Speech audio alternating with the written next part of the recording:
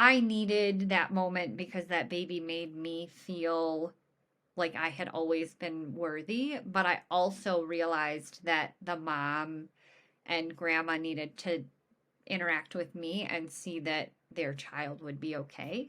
A lot of different ways, right? You can have cleft on one side, you can have it on two side. It can be just your lip, it can be just your palate. But if lip repair is almost always first, and that happens around 3 months. My palate treated at a year, I still had a hole in it, and that made it challenging to suck out of a straw and like do things like blow bubbles and blow up balloons and things like that. You never addressed your abnormality. What changed to, oh, I have to deal with the mental barrier and do self love? Oh gosh, that's a good question. My body started telling me that there was something wrong. So throughout my life, Huh. my body has tried to like raise red flags to be like, there is something wrong here that we're not dealing with. Once she connected me with that trauma therapist, I started to, explore all things sort of cleft related. And it was in talking to my trauma therapist that I really discovered a lot that I haven't. Doctors looked at me my whole life growing up, and they looked for everything that was wrong that they could try to treat, right? And cleft is sort of unique in a lot of ways because there are a lot of functional issues that need to be treated, Mm-hmm. and there's a cosmetic component. You had 6 surgeries that I know of at least. You Mhm. had a lip repair at 3 months. You had a palate repair at 12 months. Is your considered a disability at all? Or what do you consider you? That is such a great question, and I think Well, you talked about you wanting to blend in when you were growing up. And like now you're like a mhm, beautiful, fashion conscious person. But like, can we talk about yeah. how awful your fashion sense was when your parents had swag? A long time, well into my 20s, I did not wear lipstick. Oh, you always wear lipstick. You inspired me. I want to wear lipstick. And I was like, oh my gosh, like I'm inspiring all these other people to wear lipstick. Like it turns out highlighting this difference isn't as scary as I thought it was. I went in somewhere with my mom and I was like, Mom, I think those people are talking about me, like blah, blah, blah. And she was like, Ashely, you are not that important. Like, people are not Mm, like that thank worried about you. Yes, preach. you. You're not that important. And so now I'm always like, oh, thank goodness I'm not that important. And like, the work is all internal, right? That needs to be done, that like acceptance. There's no one surgery that's gonna like make me feel like I'm totally complete. It has to be something that comes from within. Hello, welcome to my podcast, to Microphone Joe Suits. I am Joe Suits, and I'll be giving a mic to Ashely. Ashely was born with a bilateral cleft, which means she had openings on 2 sides of her lip. Additionally, both the hard and soft parts of the palate were affected, leaving almost no separation between her mouth and nasal cavity. She has needed surgery to correct it, but we will get that into a little bit. She is a huge advocate with Smile Train for children getting life-needing surgery to repair their clefts, also co-host of a podcast called Love Me Joy.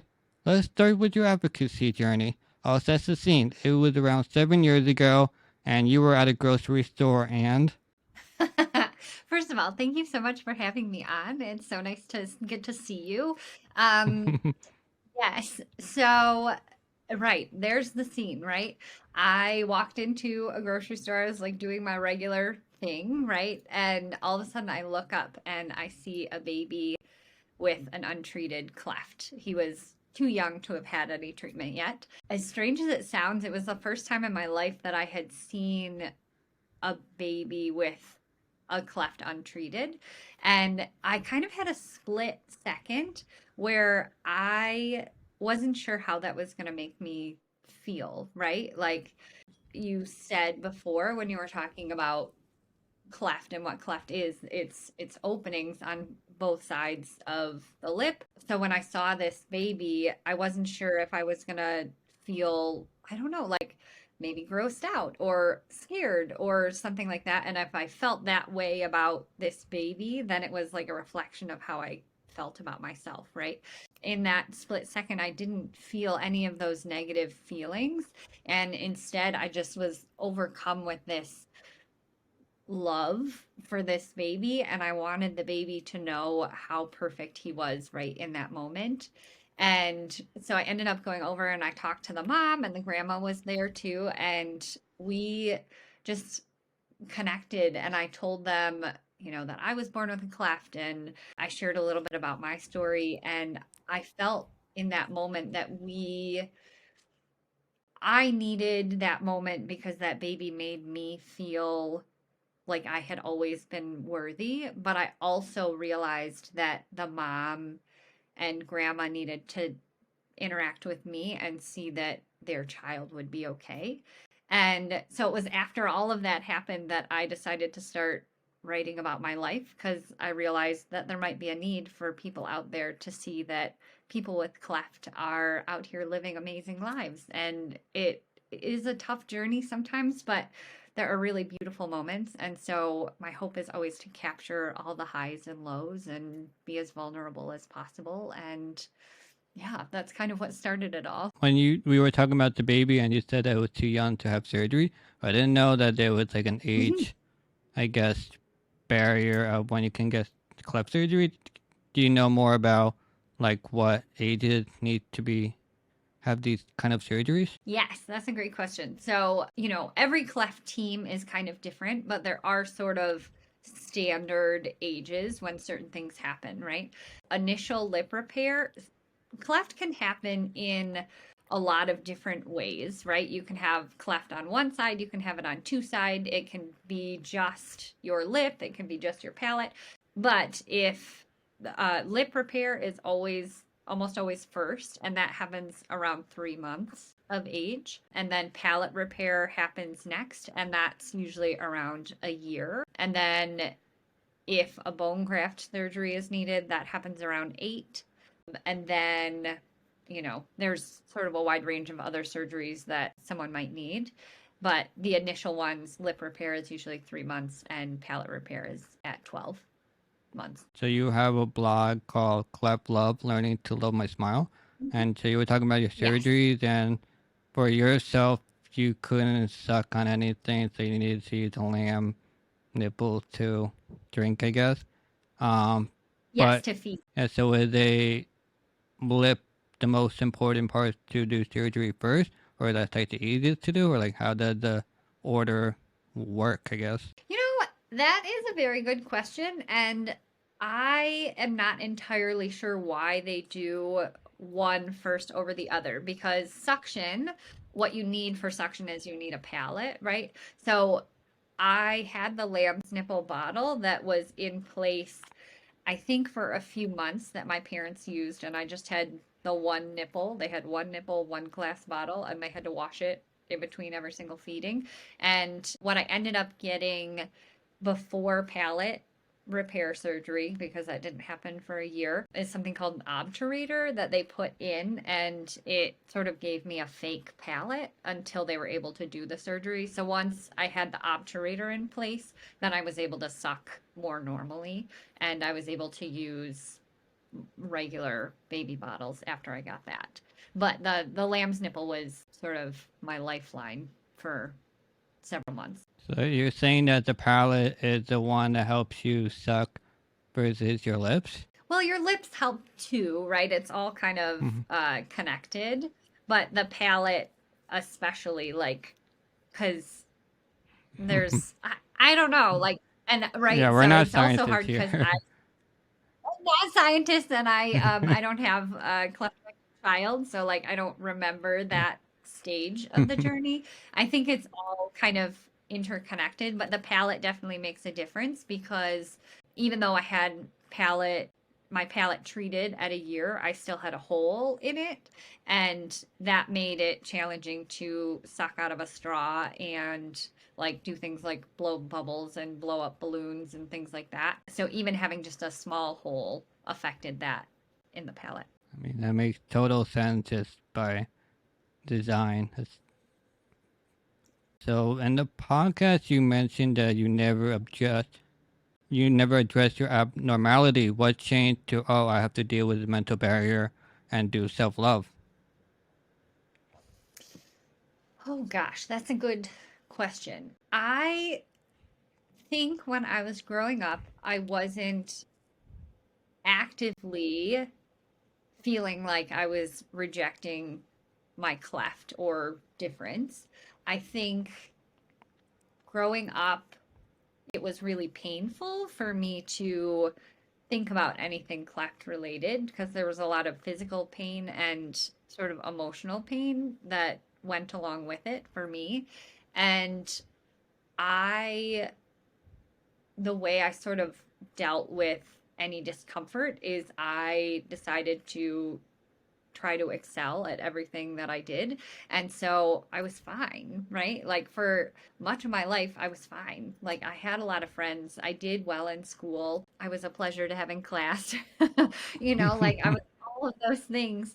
And and so I was fine. I didn't think that there was anything wrong.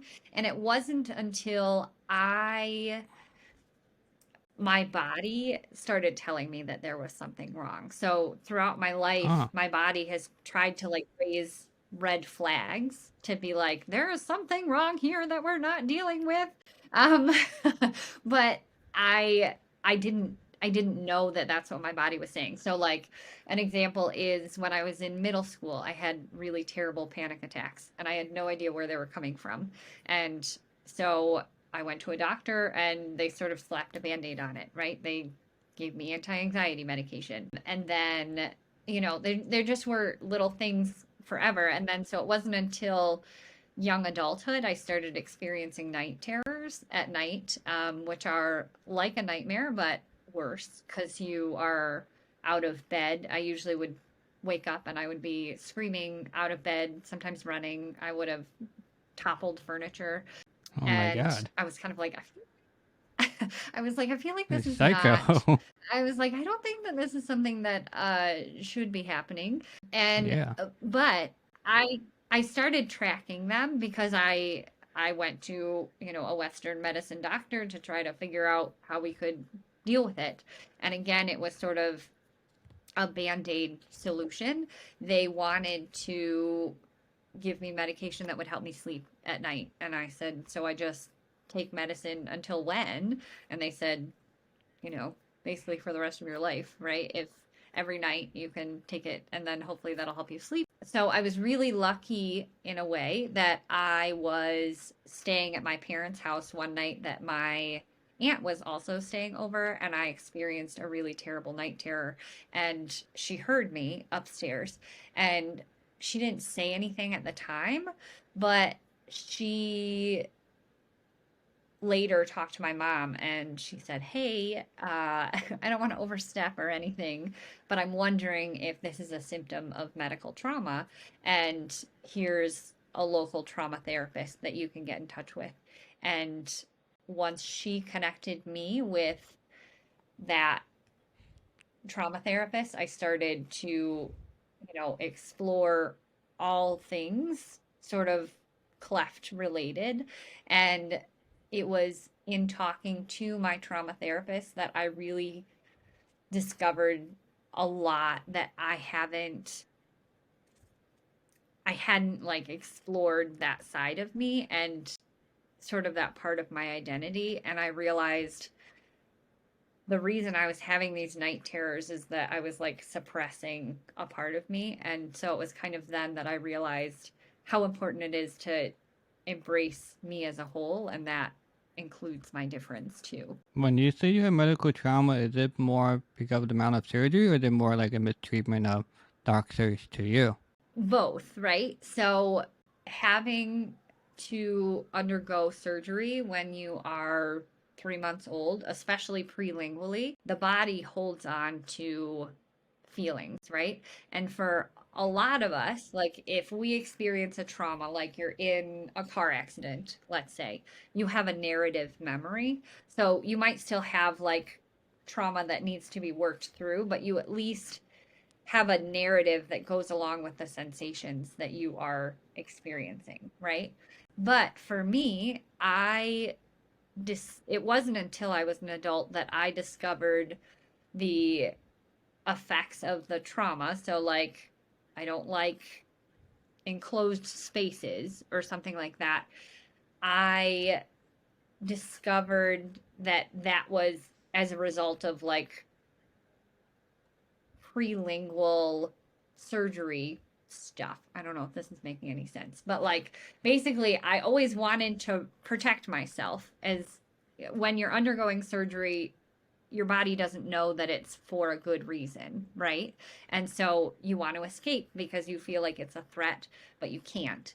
And then, especially when you add the layer of not having language on top of it because you're so young, then you end up not knowing why you're having a reaction all of a sudden when you're 32. So, anyway, I don't even remember what your question was. Now I've been like going down a rabbit hole, but My medical question was, trauma. how did you start to do the journey of self-love?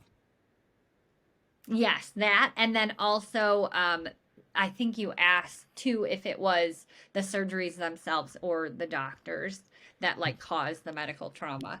And um, I think that it was a combination of the actual surgeries, but also there's something like medical gaze. I don't know if you have experienced this as well, when like doctors looked at me my whole life growing up and they looked for everything that was wrong that they could try to treat, right? And cleft is sort of unique in a lot of ways because there are a lot of functional issues that need to be treated Mm-hmm. and there's a cosmetic component, right? And so when you are 8 and 12 and 16 and you have doctors looking at you and they start sort of fixating on making you perfect as well. Like, I remember when I was 16 or 17, I went to a doctor to talk about having my nose done, sort of the reconstructive rhinoplasty that they do when you're an older teen. And while I was there, they were like, oh, and then maybe we should also do cheek implants and maybe a chin implant. And your ears kind of stick out. Maybe we should like do something about that. And so I think that there is a trauma in how you are looked at by doctors, and then also adding on when there's a difference about you and people are sort of drawn to that difference, the gaze of just other people in the world and how you're looked at. I think all contribute to layers of trauma. No, I mean that made total sense. I think to give the audience an idea of the surgery you did had, you had 6 surgeries that I know of at least. You Mhm. had a lip repair at 3 months. You had a palate repair at 12 months. You had a columella lengthening slash lip revision at 4 years. And then at 8 years, you had a bone graft slash fistula repair. And then at 15, you had a jaw surgery. And then at 31, you had a rhinoplasty. Yes. Is this? Yep. Yeah. You'd never heard of having someone have mental trauma from when they were so young. I can understand later on, but like, like when you're young, you don't really remember anything, but I never really heard of it compounding to you being insecure about yourself, because it was just weird to hear, because you were saying like you had friends growing up and like you seemed to be surrounded by like good people and such, and then your body was like telling you that, hey, there's something wrong, and you went down a downward Yeah. spiral. So I always usually hear the other way around, where like people are okay with themselves but people make them feel like shit. So I never saw a flip to that coin before. And it's just weird how your body was Yeah. like attacking you for no reason. And I also think it is a trauma response to pretend like everything is okay when it's not, right? Like it's a safety mechanism in a way, like me being excelling and everything, right? Like being perfect was sort of a camouflage to distract people and myself from my difference and from something that was causing me pain, right? So it was like a way to not deal with the trauma. So it was kind of like the perfectionism was kind of a symptom of the trauma as well, which is kind of interesting. It's kind of weird because we're literally the opposite. Because growing up, I never really had anyone that like. I mean, they like liked me, but they didn't like me and stuff. We were just together in a classroom and stuff, and then Yeah. you come out having to deal with medical trauma. I mean, we can all deal with the medical trauma, but like the whole being insecure about ourselves, and then we both reach the same finish line, but in totally different mediums. Because I still don't have people that like support me and stuff, and I'm great with my Mm. self-esteem, and you seem to be surrounded you seem to have always been surrounded by good people, and like you had to self love from your within, and so like I Yes. guess now you don't need anyone in your life to say anything good for you. I'm perfect as it is. No. It is interesting how all like we can have different journeys and still reach the same result, right? Like I think that just speaks to I don't know, like just how diverse people are and like our experiences and yeah, it's really interesting. And when you were growing up, what is something that you think would have like helped you more? Is it just having like more supportive friends at Just being school? Is invited, it really. That was really it. Just being invited and being wanted. That's really all I yeah, wanted, and it never really had yeah, that. And yeah, it's like going through like when you're going through life, you're always thinking like this is your whole world, and like everything sucks and stuff, and it's like you kind of yeah, have to keep moving forward. Like, you go to middle school and then you meet new people in high school. You have those 4 years, and yes, then the big thing is you're surrounded by people because of geographic convenience, and I that's yeah, also kind of part of life. You're just with people for seasons. Like, it could be for anything. Like, you could be date someone, and most relationships fail in a year. It's just right, I think that's just a part of life, and they don't tell you that.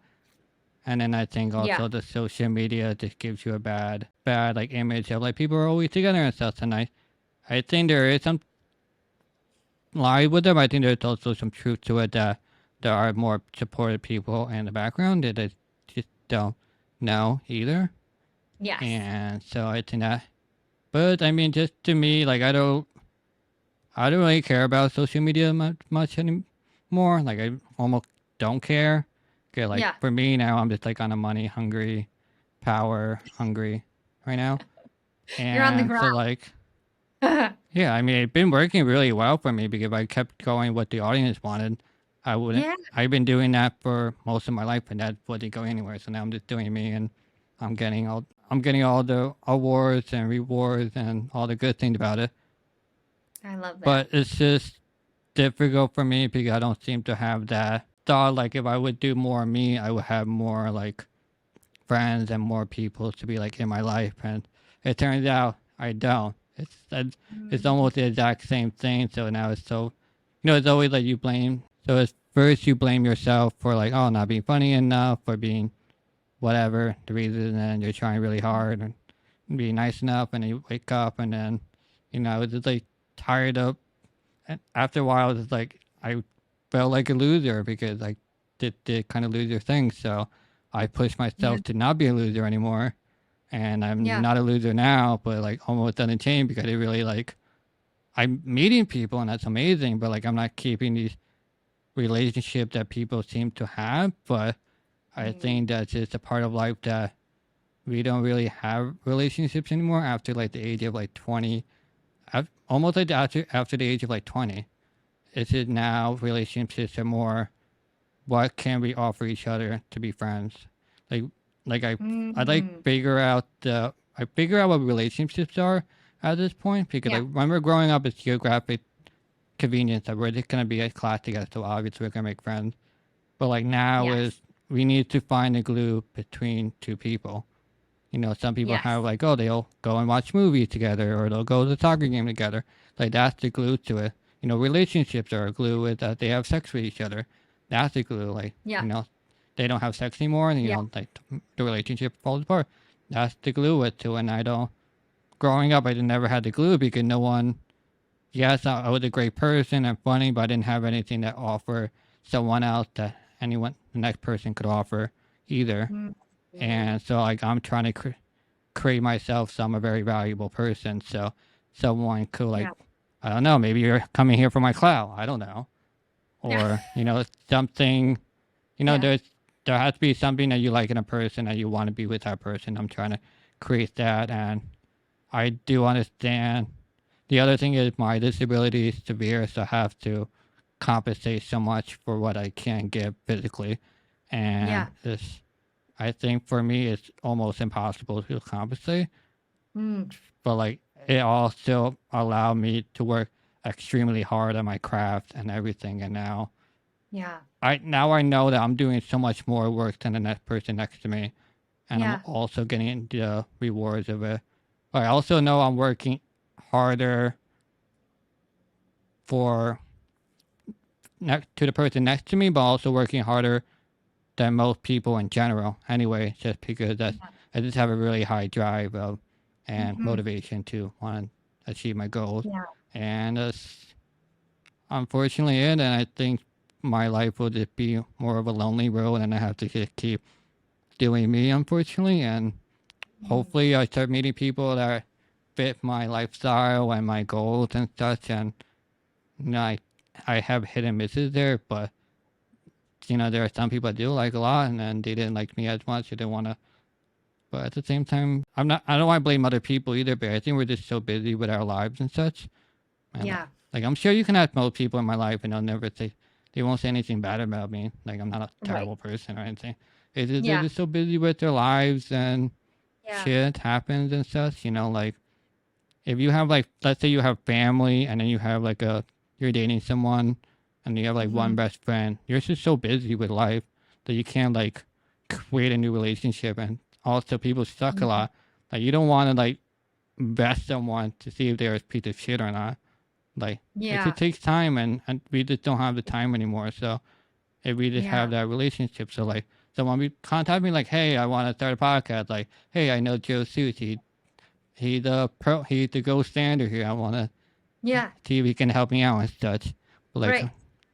yeah, just that's kind of how life is. That's adulthood, and no one Mhm. really taught me that. I just had to learn that, and Yeah. it just like clicked with me, and it was like, okay. And then I think the other thing with the chronic ill community, I'm sure you can see it. I think a lot of us are kind of a little lazy too, Mm.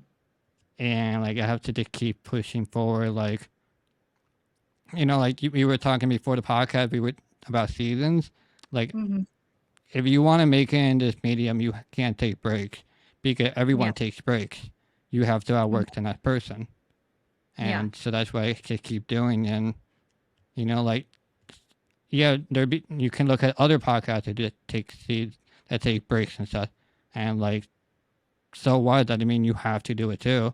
You gotta set your own path Right. and set your own goals and keep going forward. And I've been blessed with the opportunity to talk to people like you and just keep going forward. And I'm learning so much along the way, and I'm so valuable. And it just like I'm becoming a powerhouse. Like I don't want, I'm bragging here, but like yeah, now I Love know I'm a it. very yeah, like now I know I'm a very like valuable person. Which just most people don't see it yet, and I just gotta keep pushing forward because I can't. It's not. I don't know. There's nothing I can do anymore to like. I guess the only thing is to I'm so versatile that people don't see the versatility of it, which kind of sucks. I can't Mm. like put my resume out every single, like every 24 hours in my stories, but I have to keep going. But I Yeah. do know my path is really hard and it'll be hard for the rest of my life. And I Yeah. have to keep going. And I'm sure Yeah. you kind of feel that you have to, do you feel you have to compensate for, well, I don't know, do you really, is your consider a disability at all? Or what do you consider you? That is such a great question. And I think within the cleft community, people will have different opinions. For me, I don't consider it a disability because I was able to get treatment on time and it all of my treatment was successful. So at this point in my life, I don't feel like it creates barriers to me having access to anything, and I don't feel like it has prevented me from getting a job or any of that sort of thing. However, I will say for some people, if treatment hasn't worked as well, hasn't been as successful for some reason, speech can be significantly impacted, which then can impact, I don't know, relationships and getting Hmm. jobs and things like that. I think so I think it really just depends on the person, but for me I think because I don't, I don't, it doesn't bar me from having access to anything that a non-cleft affected person would have access to. I don't personally consider it a disability, but a birth difference is usually what I call it. Well, sorry, I only interviewed disabled people, so Yeah, you will have to end it. have to throw out the episode. No, I mean, I wouldn't consider you disabled either. Like you mentioned that you don't. I'm but safe to assume you don't really have many barriers that you had to like jump across. Maybe it was like a puddle or something. Yeah, but right. but you do. I think what's important for you that you do recognize there. I guess you can call yourself a privilege. Does that make sense? Yeah, That you yeah, understand that you're privileged to be in your situation, but not everyone had that privilege. So you mentioned that you're getting the surgeries on time, and also now, like I'll mention something political, like you you live in a state of Michigan and they don't have a plan to take care of people with cleft surgery. Let me get that. It is called Ensuring Lasting Smile That, where it would federally require insurance companies to cover all treatment deemed medically necessary by a doctor. It has passed in the House, so now has to pass in the Senate. But like you're advocating for people to have the life, I wouldn't say maybe not life saving surgery, but much much needed to have a better way of life to yes, and perform the task. Yeah. yeah, and I actually would call it life saving for people in countries where cleft treatment is not readily available. Babies often die because they're not able to get enough nutrition, and so it quite literally can be a matter of life and death for some people. In the US, that's often not the case, right? But it is life changing here in the US. And I, again, was very privileged because my parents were double insured when I was growing up. And so all of my surgeries Nice. were covered, which was great for them. And it's not like we had a ton of money growing up. I mean, my Hmm. parents were both social workers. And so, had they had to pay thousands and thousands of dollars for all of my surgeries, that would have impacted if I was able to get them. And some people are spend time and energy fighting with insurance companies to get them to cover a procedure. And as they're doing the back and forth, treatment gets delayed, right? Because it hasn't been approved yet. And so it can really impact someone's path of treatment. And it did pass in the House, and I'm fingers crossed it will pass in the Senate. However, if it doesn't pass in the Senate by January 3rd, then as it goes in the US, the bill has to start all over again, and it would Oh then have to be no. passed in the House again next year. Yeah, so fingers crossed in the next couple of months, but if it doesn't get through, then it'll have to start its journey all over again. Well, you talked about you wanting to blend in when you were growing up, and like now you're like a Mhm. beautiful fashion conscious person. But like, can we talk about how Yeah. awful your fashion sense was when your parents had swag? When did my parents have swag? I'm trying to figure out where you got this information. Well, your mom was wearing like a really nice Disney sweater. So I thought that was really cool. And then you just, I don't know, you just like didn't have any fashion sense at all. Like, When I was growing up, I didn't care about fashion when I was young. It took me quite a while, like probably not till I was in high school. And then, uh, yeah, so that was sort of funny. Maybe it was one of your surgeries to get a fashion chip inside you to dress better. Yeah, they like chipped me to give me the fashion bug. Honestly, what also made a big difference was I was sort of a chunky middle schooler.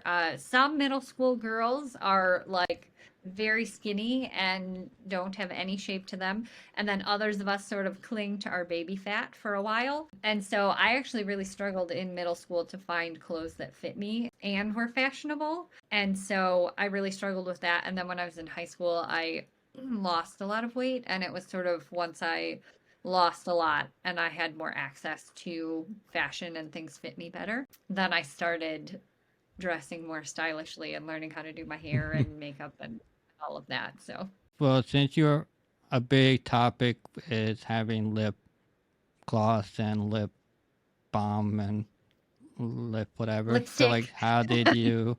Yeah, I don't. Obviously, I don't wear that, but so like, how did you approach it? Like, did wear whatever you want, or were you more self conscious of you wanted to cover what the most you can growing up? A long time, well into my 20s, I did not wear lipstick. First of all, I wasn't allowed to wear makeup until I was about 16, I think. I wasn't allowed to wear it out of the house. Or 15, Okay. 15, 16. And then once I did a lot for my eyes. I have pretty big eyes, like they're easy to play up. And Mm-hmm. so I always focused on that. And I actually remember being in a wedding when I was in my early 20s. And I remember I was getting my makeup done, and the artist asked me, like, where do you want the focal point? Do you want me to play up your eyes, or do you want the focal point to be your lips? And I just looked at her and was like, obviously my eyes. Like, are you Mm-hmm. crazy? And she like was like, okay, like whatever. And I really don't think that she thought anything of it.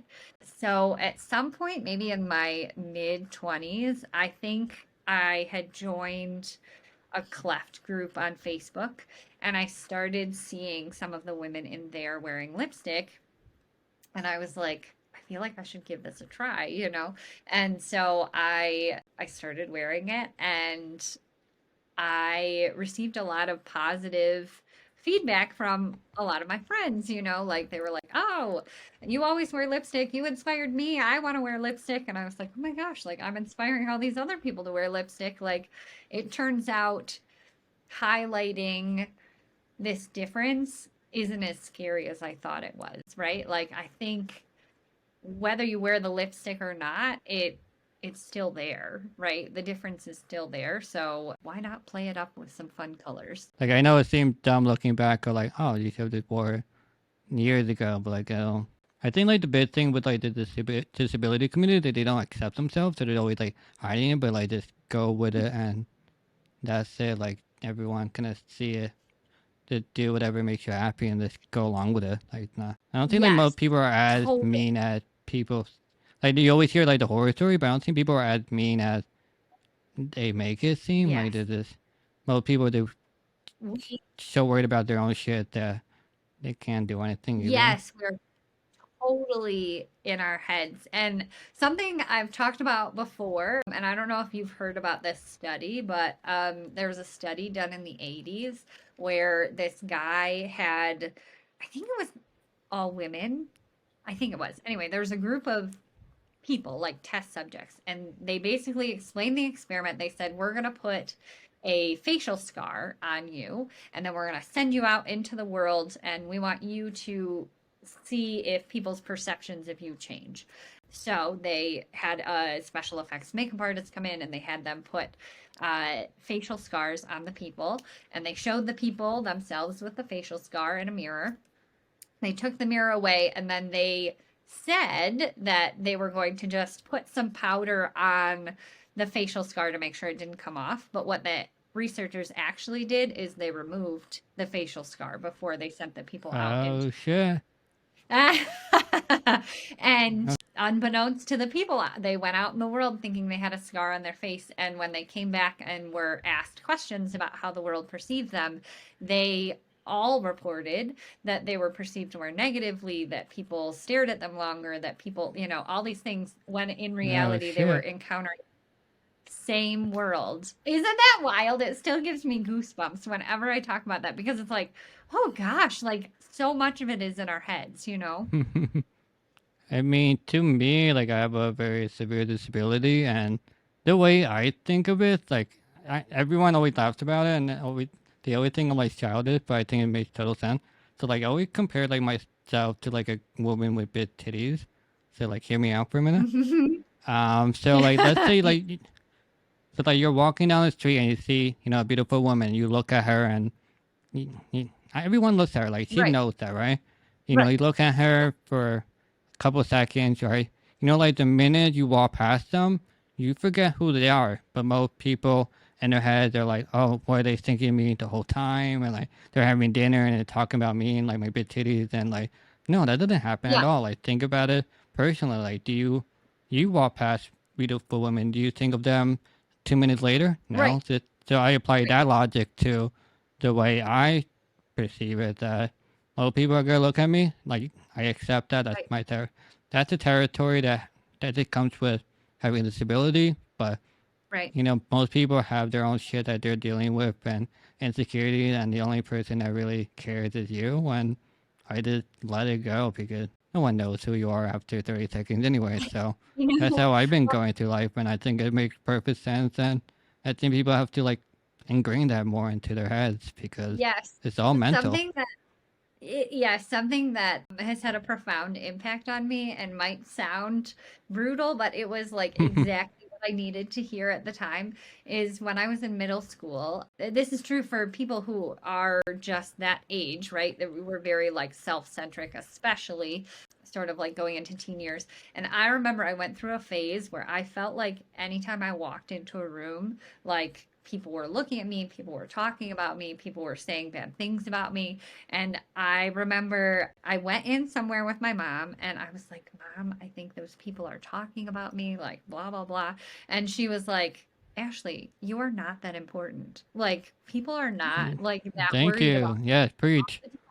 You're not that important. And so now I'm always like, oh, thank goodness I'm not that important. And like more worried about like, themselves and their own lives, that, it's not about me all the time. And that And can be so, relieving. Yeah. yeah, so if anyone ever needs something from this episode that we're all not important people and we don't matter at all. You are not that important. Yeah, I mean, I think that's like what I hate about society. Like we keep like putting ourselves on a pedestal all the time, and I feel like it's hurting us more than like helping. Like we're calling everyone beautiful and everyone important, and it's like, no, we're not.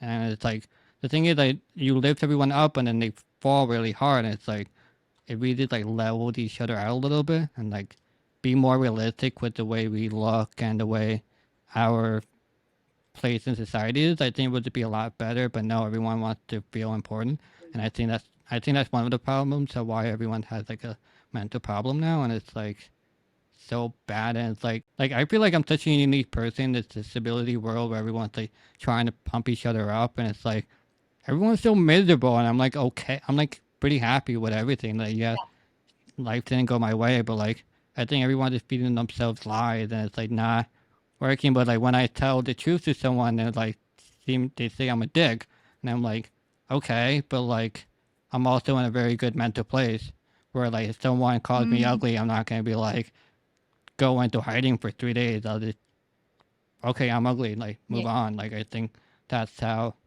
I don't think I'm a great looking person. Like sure, I have a good looking face, but body wise, I Yeah. don't. Like that's just okay, like you just observe something cool. I'm okay with Yeah. that. And Yeah. I think more people just have to be more realistic with their lives. But people don't want Mhm. that. Like people want to make feel good. And it's great short term, but I think in the long run, it's just not good. Mhm. And it creates all these problems and such. And I it do feels so bad. Yeah, I do think that like even if we're not important, right, to other people, right? Like you're not that important, but I think in our own lives, we are the main character, right, in your own life. And Yeah. so you get to like make that however you want it to be. And I do think there is something to like how you perceive yourself is also like how you help. I don't know, like it somehow like gives off an energy that then other people perceive about you as well. So No, I, mean, I get it. I just think it too. Like I think we're just feeding each other lies, and I think it's not helping as much anymore. Like I want to call someone beautiful, not all the time, because like beautiful. If you call someone beautiful all the time, that kind of like ruins the effect of the word beautiful. Like you want to call them beautiful when they like dress up to like go to a ball or something. Now they call them beautiful yeah, because they just broke up. Like okay, and yeah, that's like yeah, it loses its value over time. So I try to yeah. keep the. I mean, I'm also not a good person to talk to because my love language is being roasted, and so No, like I can't take compliments too well. So like uh, if you compliment me, I really feel bad, but if you like roast me, I feel like so much better for some reason. So like no. I'm also not a I great feel like person to there's talk a lot about this. to unpack there. Yeah. Yeah. So let's throw some facts out there so I feel like we can all learn something. So currently there Okay. are more than 4.6 million children and adults that have a cleft but have never received any treatments. Mm. But that being said, that 1 in 700 babies are affected. But a question I want to talk to you that we were talking about beauty and life needing surgeries and all that. Like, where do you draw the line of Mm. having cleft surgery be for beauty and then being life saving? Because we were talking about like one of your messages that we're all beautiful. Like you were saying that the baby is beautiful the way they are, but it's almost like it kind of counterproductive because they're not really that maybe not beautiful, but like they need surgery to like have a good life. So like where is the line drawn between cosmetic and life needing surgery to or maybe not life needing, but more just to have a more productive and less stressful life. That's a really good question, right? And it's very complex. There are certain surgeries that you need in order to be able to eat and drink and speak well, right? And so that's like a lot of those initial surgeries. However, then there are surgeries that are they strictly cosmetic or are they helping to give you a more typical appearance so then you can blend in more with non-cleft affected people? And this was something that I really struggled with because when a lot of us with cleft reach about 17, 16 or 17, sort of your like final surgery is having a rhinoplasty, which is a nose job. And it can potentially help you breathe better, but a lot of that has to do with it's more cosmetic, more reconstructive that way.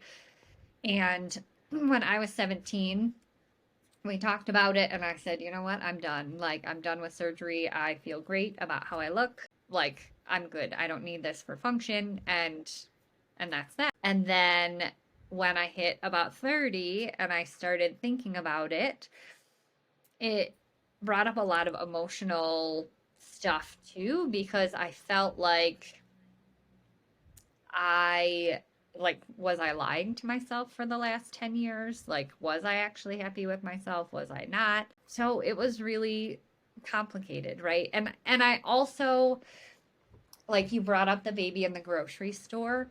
To me that baby was beautiful and I don't think that I'm lying. I also think the greater message, whether it was beauty or like the bigger word, is worthy, right? Like that baby was still worthy. There was nothing that will change that baby's worthiness, like whether he looks the way he does pre treatment or after treatment. Like you're worthy every minute along the way, I think. And, but it is hard, right? Like figuring out the differences and nuances between what is medically necessary and what's more cosmetic. So, I like the initial surgeries for sure are important for function, but then, even the nose job people have later, sometimes it does help with breathing as well. So, it's very tightly, those issues are sort of tightly intertwined with each other. Well, what did you consider it for yourself? the rhinoplasty surgery you had at 31? Was it cosmetic or did you need to breathe better? It was cosmetic. It was purely cosmetic. Oh, so how do I you yeah, I just feel about that? I have worked through a lot of it. It's been 5 years now since I've had it. However, I when I went into it, it was for me, and I was certain that this was going to be like the last thing that would like, you know, change how I was received in the world. I thought it was going to like make a huge difference. I thought like people were going to notice like right away. There were very few people who knew that I was doing it, and I was like certain that afterwards it was going to like my life was going to change. And afterwards, I saw a big difference. I still see a big difference, especially when I look back at old pictures. But very few people in my life noticed a difference. Like they weren't like, "Oh my God, your nose looks different." Like not one person said that. I had one person ask if I had lost weight because they noticed something was different, but they couldn't figure out what it was. And right, and also I want to say that good plastic surgery doesn't make you look like a totally different person. Like good plastic surgery enhances what you already have. But I think in having that surgery, I kind of realized that I was never going to be like finished, right? There's always something that I could do. And it's really the work is all internal, right? That needs to be done, that like acceptance. There's no one surgery that's going to like make me feel like I'm totally complete. It has to be something that comes from within. So do you regret the surgery then? No, because it made a huge difference for me. It I notice a big difference physically, but I also and I don't regret it either because I feel like it I don't know. I a lot of things happened in that surgery. I felt like it gave me bodily autonomy back. When you are a child who undergoes a lot of medical treatment, your body is often not your own. You are like subjected to people touching you and like having to endure pain and all of these things that are not your choice.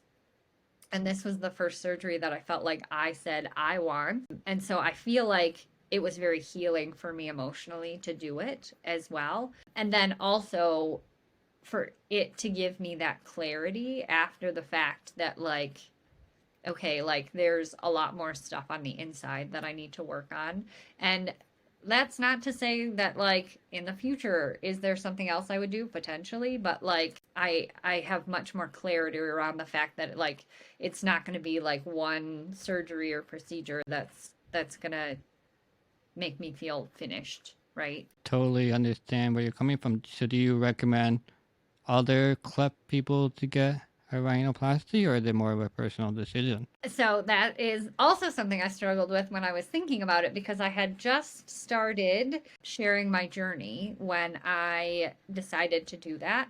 And I very much was about talking about how important it is to accept yourself, how you are. And so I was like, oh gosh, like, what does that mean about me? What does that mean that I'm implying about other people? Because especially when you have a bilateral cleft, sort of a marker of it is often having a very like wide, very flat nose.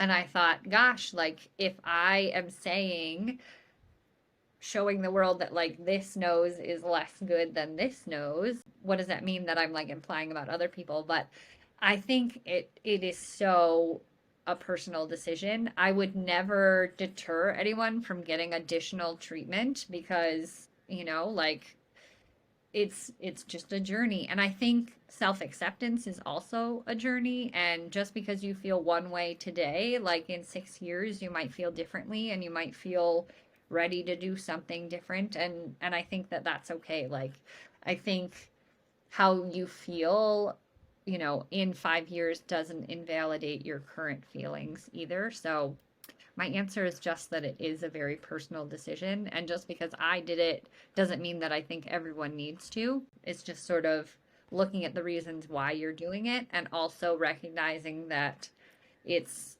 it's probably not going to be your one and only answer that you're looking for. I'm gonna give like an asterisk of an observation. I think you should get the rhinoplasty surgery, but be in a good mental place beforehand, because if you're not in one, it will not. The surgery will not. It may help you a little bit, but actually, it's saying that's more internal than anything else. And I think if you're having a good mental foundation, it'll help more with the mental foundation, but it won't repair a broken foundation. Yes, right. Exactly. Yeah.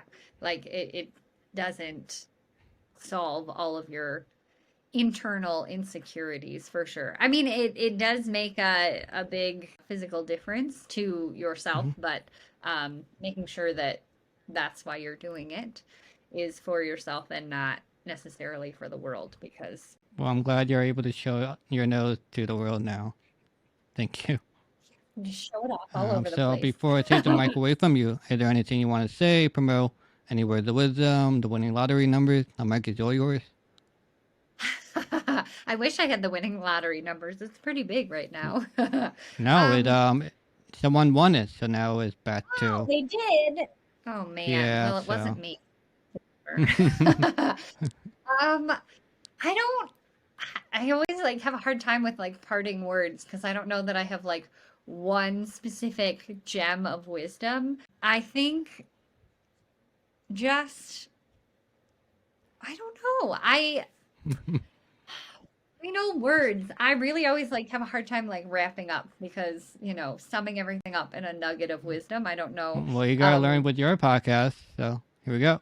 Well, of course, yes. So Love Meets Joy is a podcast where it's me and one of my beautiful friends, Iva Ballou, and we just talk about what it means to be, a woman living with cleft and all the issues that we run into and things that we face.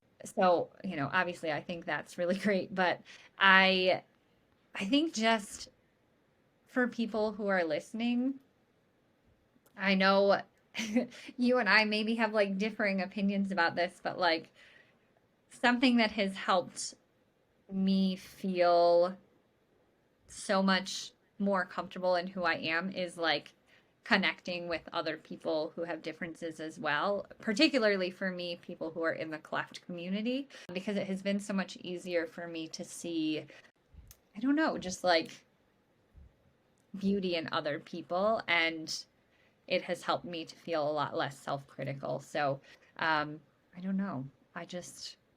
I've really enjoyed having the chance to talk to you, and I'm really glad that you offered me the microphone today because it's been really fun.